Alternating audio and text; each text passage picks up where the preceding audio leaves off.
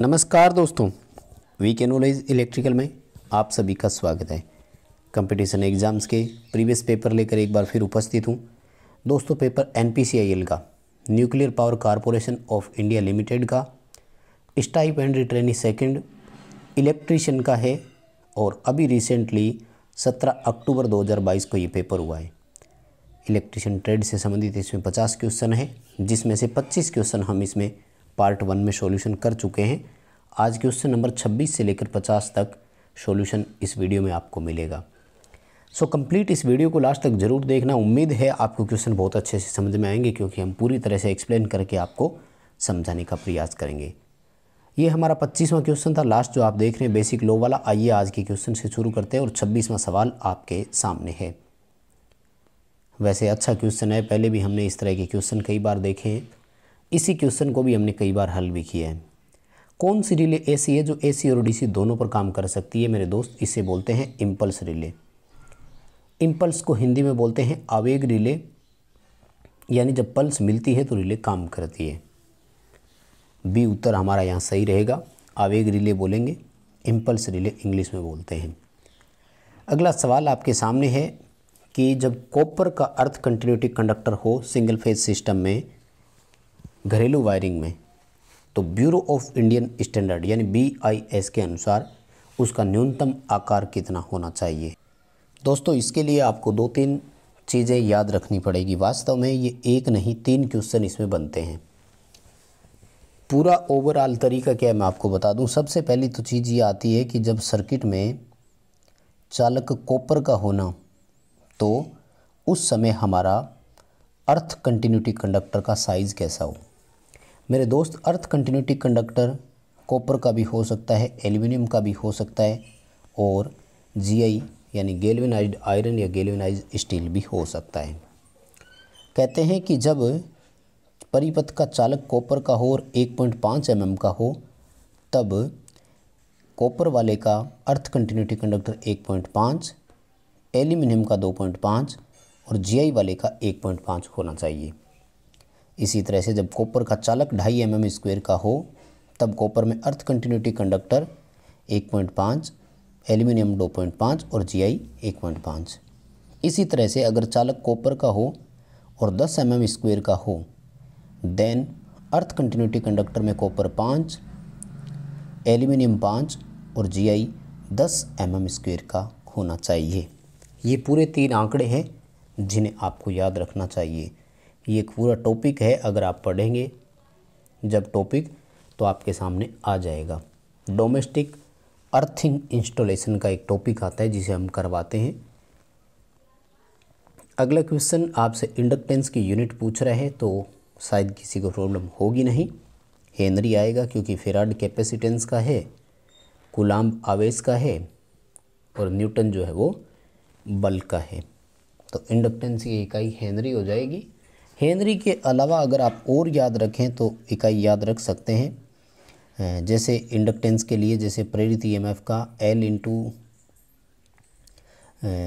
di/dt होता है। तो यहाँ से इंडक्टेंस ज्ञात करने के लिए आप वोल्टेज एम्पीयर प्रति सेकंड इस इकाई को भी कन्वर्ट करके एक इकाई बना सकते हैं। कई बार कंपटीशन एग्जाम में आया भी है। अगला सवाल कह रहा है कि कौन सा पावर प्लांट मोर एफिशिएंट है, यानी ज़्यादा दक्षता है। मेरे दोस्त, जब भी हाइड्रो पावर प्लांट ऑप्शन में हो और सर्वाधिक दक्षता पूछे, तो आपको इसी पावर प्लांट के साथ जाना है। जल विद्युत से ऊपर दक्षता किसी की नहीं हो सकती।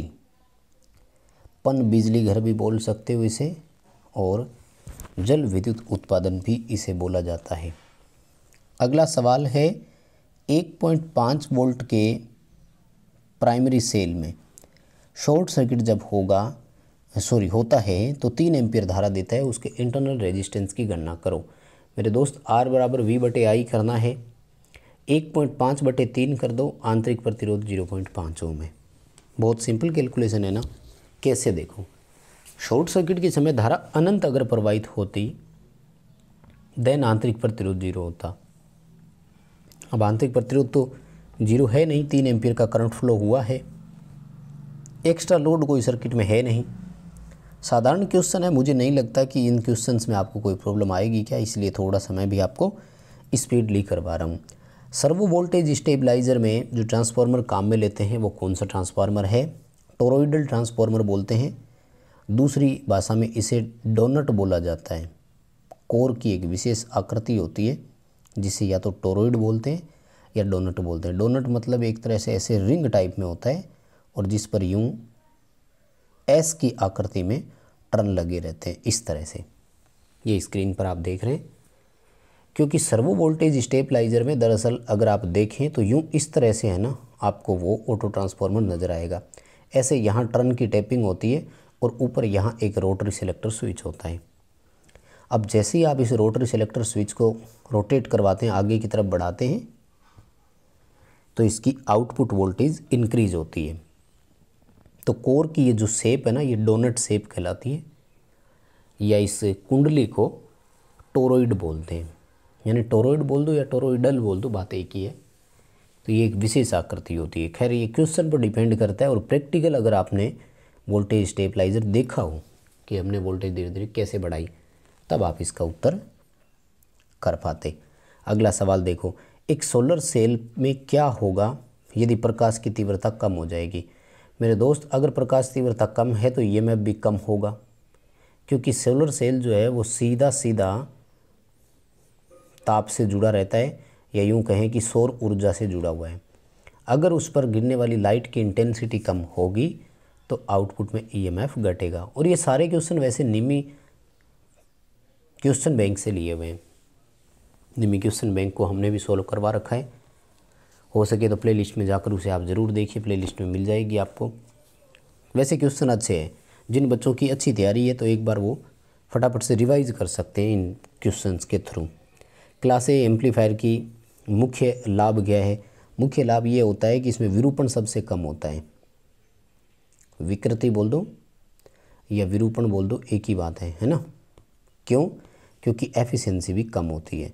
एम्पलीफायर्स की एक बड़ी विशेषता होती है कि जिसकी दक्षता कम उसमें डिस्टॉर्शन भी कम। इसी तरह से क्लास सी के बारे में कहा जाता है कि उसमें दक्षता अधिक होती है तो उसमें विकृति भी अधिक होती है, विरूपण अधिक होता है।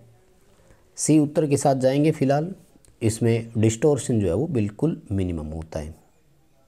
अगला सवाल देखो, ये ठीक ठाक है, अच्छा क्वेश्चन है, शायद आपको यहाँ नया सीखने को ज़रूर मिलेगा। 10 वोल्ट के सोर्स है 3 समांतर में जुड़े हुए हैं। अगर सोर्स की ट्रांसफॉर्मेशन की बात की जाए, यानी सोर्स के स्थानांतरण की बात की जाए, तो हम क्या करेंगे? मेरे दोस्त याद रखें, जब भी समांतर में कोई सोर्स जुड़े हुए हो ना, तो उन सब का जो काम करने का तरीका होता है वो बिल्कुल एक जैसा होता है। जैसे मैं आपको एसी का एग्जांपल देता हूँ, तो अगर 3 फेज़ एसी है तो ये कन्फर्म है उनका फेज़ क्रम समान होगा। ये कन्फर्म है कि उनकी फ्रिक्वेंसी समान होगी। ये भी कन्फर्म है कि उनका वोल्टेज भी एक समान होगा। ये भी कन्फर्म है कि उनकी पोलैरिटी भी बिल्कुल एग्जैक्ट होगी।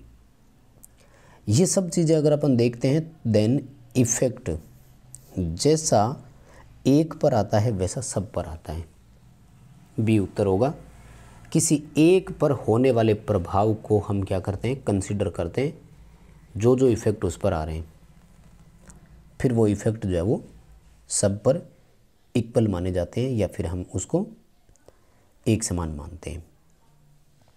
अगला सवाल, मोटर का चक्र प्रति मिनट नापने के लिए किसका उपयोग करेंगे? चक्कर प्रति मिनट गति होती है ना, गति किससे नापते हैं? टेकोमीटर से। ठीक है, किसी को कोई प्रॉब्लम होगी नहीं, गति नापने के लिए टेकोमीटर काम में आता है। और अगला सवाल ऊर्जा से संबंधित है। 5 एम्पियर 2 ओम के प्रतिरोध में 30 सेकंड तक प्रवाहित होती है, ऊर्जा की गणना करो। देखो, ऊर्जा बराबर फॉर्मूला होता है शक्ति इंटू समय। क्या फॉर्मूला होता है? Energy is equal to power into time.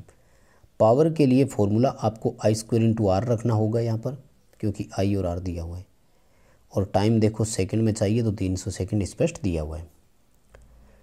Current देखो 5 की स्क्वायर करोगे 25 आएगा। 2 ओम रेजिस्टेंस दिया हुआ है और 300 से मल्टीप्लाई करना है। आपका उत्तर होगा 15,000 जूल, यानी 15 किलो जूल कर देंगे, है ना? सी उत्तर के साथ जाएंगे, 15 किलो जूल कर देना, सिंपल सा क्वेश्चन है। और अगला सवाल देखो, निम्न में से कौन सा कथन जो है वो एकदम सही है, ट्रू स्टेटमेंट बताना है। पावर के बारे में पूछ रहा है तो P बराबर V इंटू आई होता है कि नहीं, इसलिए पावर जो है वो वोल्टेज और करंट दोनों के समानुपाती है।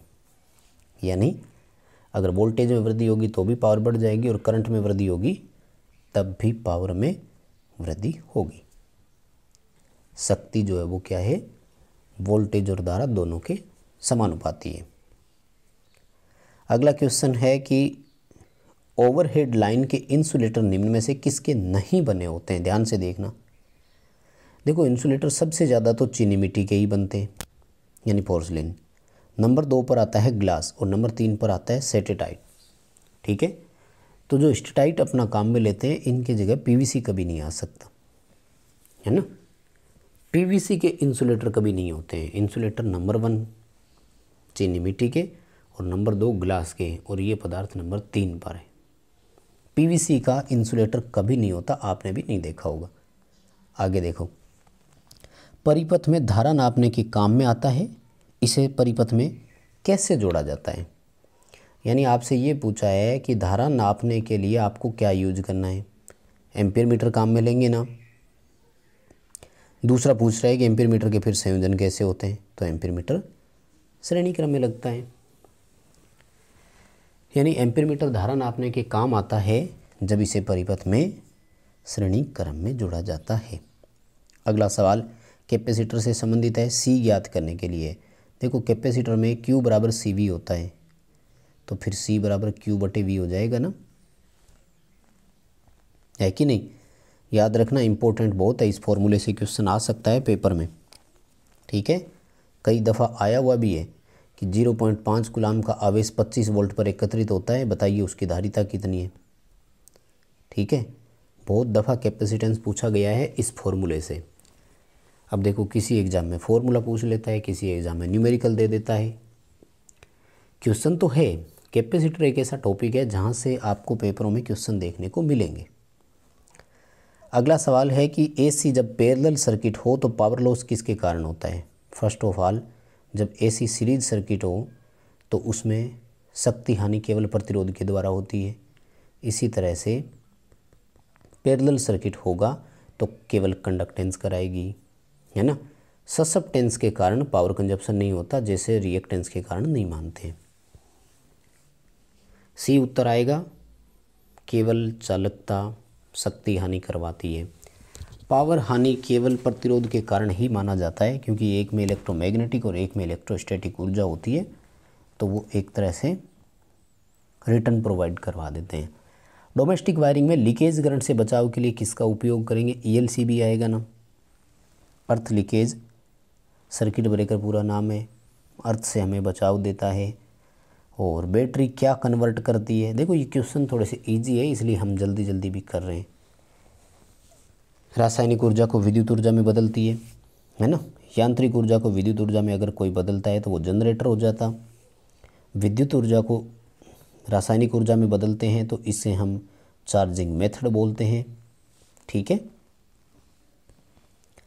अगला सवाल है 100 वाट और 220 वोल्ट है, धारा कितनी होगी। I बराबर P/V का फॉर्मूला लगा दो। पावर 100 वाट है, वोल्टेज 220 वोल्ट है, कैलकुलेट करोगे तो उत्तर कितना आएगा, 5/11। देखो ये सिंपल से क्वेश्चन है और आप सबने इनको बहुत अच्छे से पढ़ रखा है, इसलिए थोड़ा सा मैं स्पीड से बस रिपीट करवा रहा हूँ आपको ताकि चीज़ें रिविजन हो जाए। कोल्ड कैथोड लैंप कौन से है, देखो कोल्ड कैथोड वो होते हैं जिनमें तापीय उत्सर्जन नहीं हो, या फिर यूँ कहें कि इलेक्ट्रॉन की डिस्चार्जिंग क्रिया जिनमें ना हो। Mercury vapour lamp, fluorescent lamp, इन सब में क्या है, हेलोजन लैंप ये सब है। नियॉन लैंप इसका उत्तर अपन कर देंगे, क्योंकि इसको अपन क्या एक ट्रांसफार्मर से सप्लाई दे करके इसको स्टार्ट करवाते हैं। यानी इसमें खुद में किसी प्रकार का उत्सर्जन नहीं होता है, ना तो गैस आयनीकरण होता है और ना ही तापीय उत्सर्जन होता है। इंडक्टर किस प्रकार का तत्व है, देखो इंडक्टर ओम और किरचॉफ नियमों पर आधारित डिवाइस है ना, इसलिए पैसिव घटक है। अगर मैं बात करूं यहाँ पर डायोड, SCR इन सब की, तो वो एक्टिव घटक होते हैं। भाई कंपोनेंट तो दो ही तरह के होते हैं ना, एक्टिव और पैसिव दो ही होते हैं। तो इंडक्टर, कैपेसिटर, रेजिस्टर जो है वो तीनों यानी RLC किस तरह के घटकों में आएंगे, फिर पैसिव अपन उत्तर कर देंगे। आगे देखो क्या पूछ रहा है क्वेश्चन अपन से कि हेक्साडेसिमल नंबर सिस्टम जो होता है उसमें, तो हेक्साडेसिमल प्रणाली जो है उसमें तो 16 अंकों का यूज होता है। ऑक्टल में 8 होता है, डेसिमल में 10 होते हैं और बाइनरी में 2 होते हैं। यही इनका आधार है और यही इनमें प्रयुक्त अंकों की संख्या है। यानी इनमें रेडिक्स या आपसे अंकों की संख्या पूछे तब भी आप उत्तर कर सकते हैं। आगे देखो सवाल कह रहे हैं कि सामान्यतः द्रव घर्षण अवमंदक प्रणाली का उपयोग हम नहीं करते हैं, लेकिन फिर भी इनमें से ऐसा कौन सा इंस्ट्रूमेंट है जिसमें द्रव घर्षण हो सकता है। देखो इंडिकेटिंग इंस्ट्रूमेंट में तो नहीं होता है। इंडक्शन टाइप एनर्जी है ना, तो इसमें एडी करंट आएगा, ठीक है। इंडक्शन टाइप वालों में तो डायनेमोमीटर है तो इसमें एयर फ्रिक्शन आएगा। हॉट वायर टाइप में भी एयर फ्रिक्शन है। तो फिर अपने पास एक ही ऑप्शन बचा, केल्विन का इलेक्ट्रोस्टैटिक मीटर। और अगला सवाल है कि 220 वोल्ट का कोई RMS मान है, इसका पीक वैल्यू बताइए कितना है। क्या करोगे, RMS मान को 1.414 से मल्टीप्लाई कर देना, उत्तर आ जाएगा। मिलान जरूर करना क्वेश्चन का आंसर 311.17 इतना ही आ रहा है क्या, कमेंट करके मुझे ज़रूर बता देना।